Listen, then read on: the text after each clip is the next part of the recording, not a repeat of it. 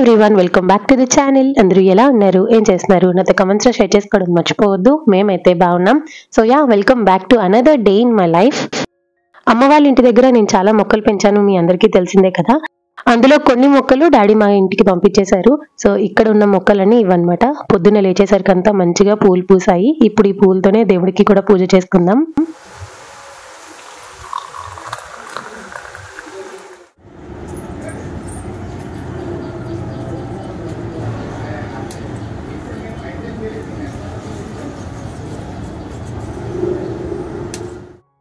నాకెట్లయితే ఈ మొక్కలు పూలు అంటే ఇష్టమో మా అత్తయ్య గారికి కూడా సేమ్ అంతే ఇష్టం అనమాట. ఈ పూలని చూపించేసరికి తను చాలా హ్యాపీ అయిపోయింది. సో ఇప్పుడైతే మంచిగా వచ్చి శివయ్యకి పూజ చేసుకుంటున్నా. ఐ థింక్ ఇది మండే రోజు అనుకుంటా. ఫస్ట్ ఇంట్లో దీపారాధన చేసిన తర్వాత టెంపుల్ కి కూడా వెళ్దామని అనుకుంటున్నాము.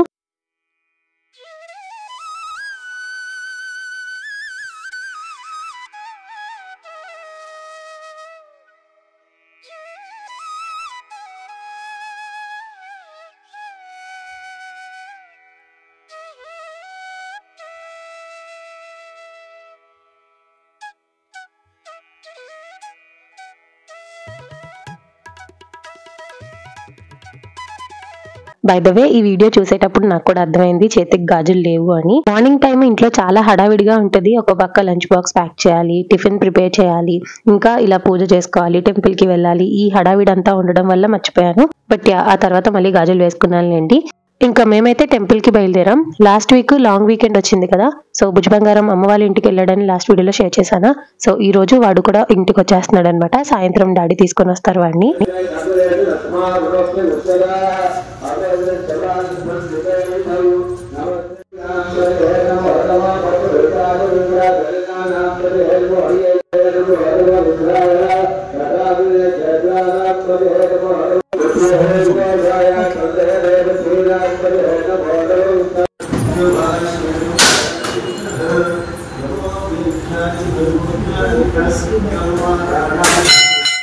ఇంకా అలా మనస్ఫూర్తిగా శివయ్యకి దర్శనం చేసుకొని కాసేపు టెంపుల్లో ఉండి ఆ తర్వాత ఇంటికి వచ్చేసాం. ఇంటికి వచ్చేసరికి లంచ్ బాక్స్ హడావిడి అవుతుంది. అందుకనే తను కూడా నాకు కొంచెం హెల్ప్ చేశారు. ప్రతి విషయంలో తన హెల్ప్ ఉండబట్టి నేను ఒక్కదాన్ని హ్యాండిల్ చేసుకోగలుగుతున్నాను. లేకపోయి ఉంటేనా ఇవన్నీ నేను హ్యాండిల్ చేయడానికి కొంచెం టైం పట్టేది. But his support is always there for me. ఇంకా తను ఆఫీస్కి వెళ్ళిన తర్వాత పెద్దగా పని ఏమీ ఉండదు. యుటెన్సిల్స్ ఉంటే క్లీన్ చేసుకుంటా. ఆ తర్వాత మా అత్తయ్యతో కూర్చొని మంచిగా ముచ్చట్లు పెట్టుకొని ఇద్దరం పడుకుంటాం అనమాట. ఈవినింగ్ ఈ రోజు డాడీ వాళ్ళు భుజ్ బంగారాన్ని తీసుకొని వచ్చారు. సో ఇంటి పక్కనే గ్రౌండ్స్ లోని ఇలాగా వినాయకుడిని పెడితే చూడ్డానికని వెళ్ళాం. ఆఫ్టర్నూన్ అన్న సంతర్పణ జరిగింది. కాకపోతే నేను ఫాస్టింగ్ కదా, నేనైతే వెళ్ళలేదు. అమ్మ వాళ్ళు ఎటు వచ్చారు కాబట్టి వీళ్ళతో వెళ్తున్నాం.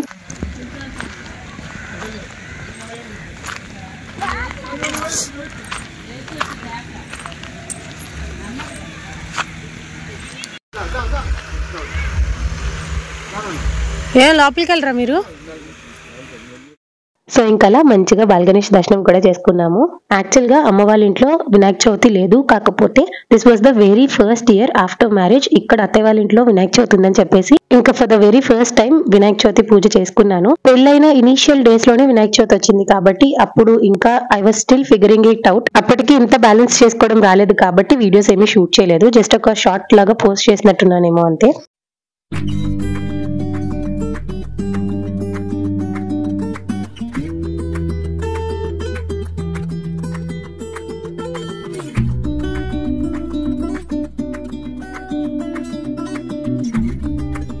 అలా టెంపుల్ దర్శనం చేసుకుని వచ్చారో లేదో వెంటనే వీళ్ళైతే ఇంటికి బయలుదేరిపోయారు. ఆడపిల్లలకి ఫాదర్ తో అటాచ్మెంట్ చాలా ఉంటది కదా.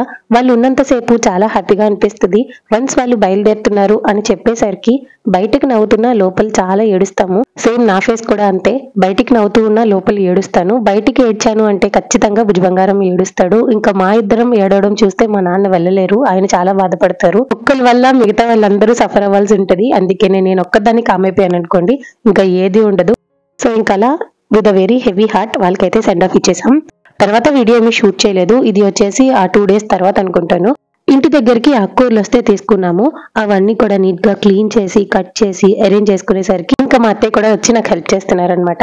సో చెప్పాను కదా లాస్ట్ వీడియోలోనే, నాకు అత్తయ్య అనేసరికి కొత్తగా అనిపిస్తుంది. కాకపోతే నేను మా అమ్మ అని పిలుస్తాను, మీకు అర్థం అవ్వాలని అత్తయ్య అని చెప్తున్నా అంతే. ఇద్దరం చాలా కష్టపడి పనులన్నీ చేసుకున్న తర్వాత ఆఫ్టర్నూన్ అరౌండ్ 3:30-4 కంతా మా ఇంట్లో టీ పెట్టాల్సిందే. మా అత్తగారికి తలనొప్పి వచ్చేస్తే తాగకపోతే. అందుకనే మంచిగా ఇద్దరం టీ తాగేసిన తర్వాత ఈ రోజు చేయాల్సిన పనులు చాలానే ఉన్నాయి. ఏం లేదు, స్నాక్స్ ప్రిపేర్ చేద్దామని అనుకుంటున్నా. ఇక్కడ అత్తయ్య వాళ్ళ ఇంట్లో మా హస్బెండ్ కి కానీ అత్తయ్యకి కానీ స్వీట్స్ తినడం బాగా అలవాటు. వీళ్ళు బయట నుంచి అస్తమానం స్వీట్స్ తెచ్చుకుంటున్నారు. అలా కాదని చెప్పేసి నేనే ఇంట్లోని సున్నుండలు చేద్దామని అనుకుంటున్నా. ఇంకా అలానే పాలల్లో మిక్స్ చేసుకునే ఒక డ్రై ఫ్రూట్ పౌడర్ కూడా ప్రిపేర్ చేస్తున్నా. సో ఆ రెసిపీ కూడా ఈ వ్లాగ్ లో మీతో షేర్ చేసుకుంటాను.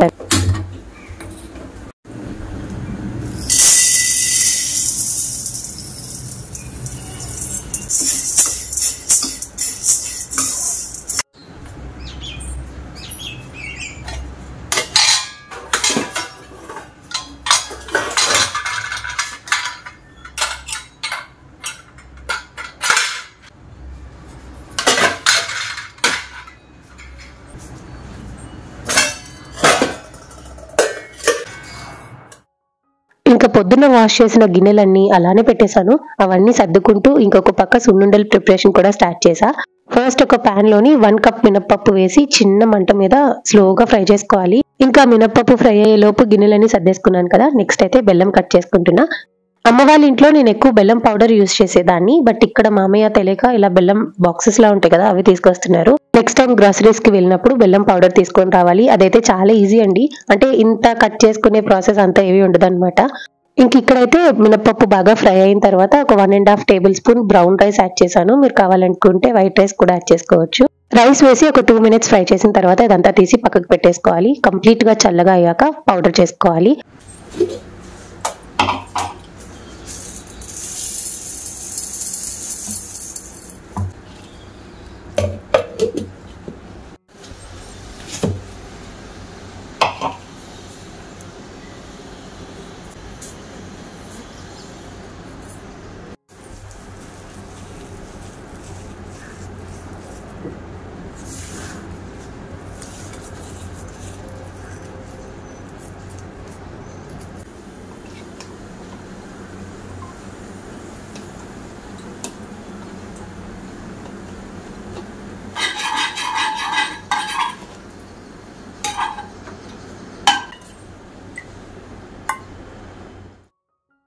చెప్పడం మర్చిపోయాను, మినప్పప్పు పౌడర్ చేసేటప్పుడే అందులోని యాలకులు కూడా యాడ్ చేసుకున్నాను. అందుకనే సెపరేట్ గా యాలకుల పౌడర్ ఏమీ యాడ్ చేయలేదు. ఇంకా అలా గ్రైండ్ చేసుకున్న మినప్పప్పు బియ్యం పౌడర్ లోని తురిమిన బెల్లంతో పాటు నెయ్యి కూడా యాడ్ చేసుకోవాలి. నెయ్యిని కొంచెం గోరువెచ్చగా చేసుకుంటే సరిపోతుంది. సో ఇంకా ఇలా లడ్డూలాగా చేసేసుకోవడమే, అంతే, సున్నుండలు రెడీ.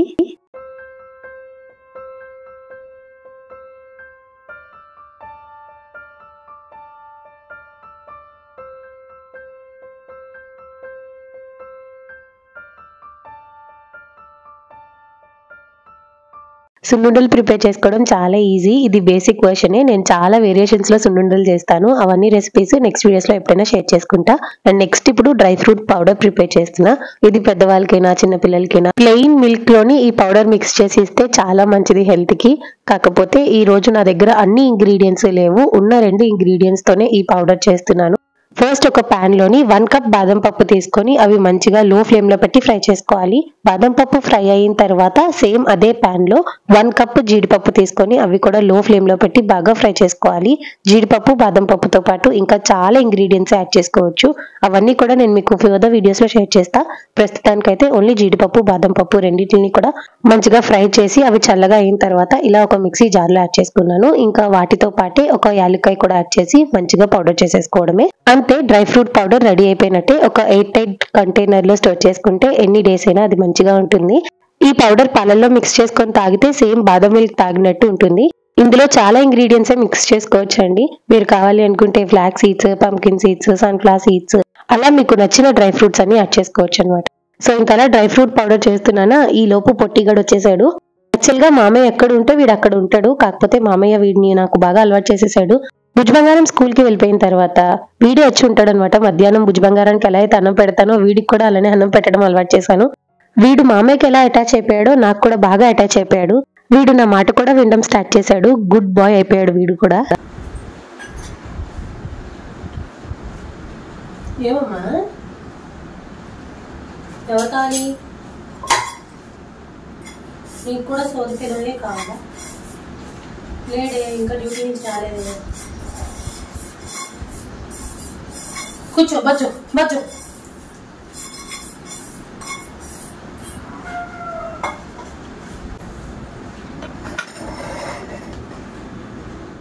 సో ఇంకా గుడ్ బాయ్ లాగా మామయ్య వచ్చినంత వరకు నాకు అత్తయ్యకి తోడుగా ఉంటాడు అనమాట వీడు. ఇంకా ఈవినింగ్ స్నాక్స్ అన్ని ప్రిపేర్ చేసిన తర్వాత నైట్ డిన్నర్ ప్రిపరేషన్ స్టార్ట్ చేసేసాను. ఇక్కడ అత్తయ్య ఈవినింగ్ 6:30 అరౌండ్ 7 కంతా నైట్ డిన్నర్ కంప్లీట్ చేసేస్తారు. సో తన కోసం అయినా సరే తొందరగా వంట ప్రిపేర్ చేయాలి. ఈ రోజు నైట్ డిన్నర్ కి రైస్ పెట్టేసా, ఇంకా రసం ప్రిపేర్ చేస్తున్నాను. అత్తయ్య ఇంకా బుజ్జి బంగారం నాన్ వెజ్ తింటారు, కాకపోతే నేను మా హస్బెండ్ నాన్ వెజ్ తినము. అందుకనే మా కోసం అని తోటకూర ఫ్రై చేసి వీళ్ళ కోసం లెఫ్ట్ ఓవర్ చికెన్ ఉంటే అది కొంచెం మళ్ళీ కర్రీ ప్రిపేర్ చేశాను అనమాట. నాకు యానిమల్స్ అంటే భయము, కాకపోతే ఇలా ఆవులు దూడలు అంటే చాలా ఇష్టము. వీటిని చాలా కేరింగ్ గా చూసుకుంటాను. కాకపోతే ఈ రోజు వచ్చిన ఈ కాఫ్ మాత్రం చాలా అగ్రెసివ్ గా కోపంగా ఉండింది. మరి ఏమైందో ఏమో, మనుషులు చూస్తే మాత్రం కొట్టడానికి రెడీగా వచ్చేస్తుంది. ఆ టైంలో నేను అత్తయ్య బుజ్జి బంగారం మాత్రమే ఇంట్లో ఉన్నాము. మా అమ్మాయి అయితే ఇంకా ఆఫీస్ నుంచి రాలేదు. చాలా భయం వేసింది, అంటే ఇది చాలా అగ్రెసివ్ గా రూమ్ లోకి వచ్చేస్తుంది అనమాట. లక్కీగా ఆ టైంకి బాబాయ్ వచ్చారు కాబట్టి కొంచెం హెల్ప్ అయింది.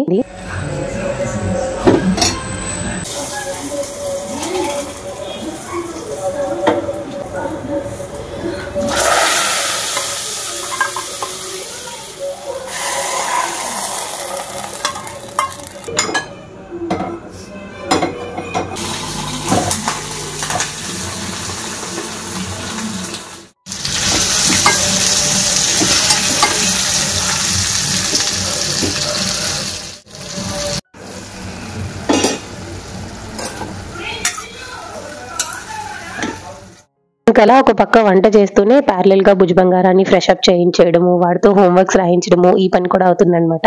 అండ్ ఈ లోపే నేను ఏదైనా చదువుకోవాల్సింది ఉంటే వాడితో పాటు కూర్చొని చదువుకుంటాను.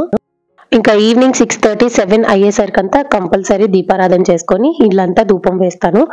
ఇప్పుడు మేమున్న ప్లేస్ లోని ఓపెన్ ఏరియా ఎక్కువ ఉంటుంది కాబట్టి ఈవినింగ్ అయ్యేసరికి మొత్తం దోమలు వచ్చేస్తాయి. కాకపోతే ధూపం వేసినప్పుడు మాత్రం దోమలు కొంచెం తగ్గాయనే చెప్పాలి. దోమల కోసం సెపరేట్ గా అగరబత్తీస్ అంటూ లేకపోతే రింగ్స్ అంటూ ఏవో ఉంటాయి కదా. బేసిక్ గా వాటిలో యూజ్ చేసే కెమికల్స్ పిల్లలకి మంచిది కాదు. ఈవెన్ పెద్దవాళ్ళు ఉన్నా సరే అవి యూజ్ చేయకపోవడమే మంచిది. కానీ మాకైతే ఈ ధూపం బాగా హెల్ప్ అయింది. ఒకేసారి దోమల నుంచి రిలీఫ్ రాకపోయినా గ్రాడ్యువల్ గా దోమల హడావిడి అయితే తగ్గిందనే చెప్పాలి. So this ends today's video. I hope మీకు ఈ వీడియో నచ్చిందని అనుకుంటున్నా. వీడియో నచ్చినట్టయితే like, share, comment and please do subscribe to our channel. Don't forget to press the bell icon for more videos. So చూసారు కదండి, ఇది ఇవాల్టి వీడియో. మళ్ళీ నెక్స్ట్ వీడియోలో కలుద్దాం. అంతవరకు టేక్ కేర్ అండ్ బాయ్.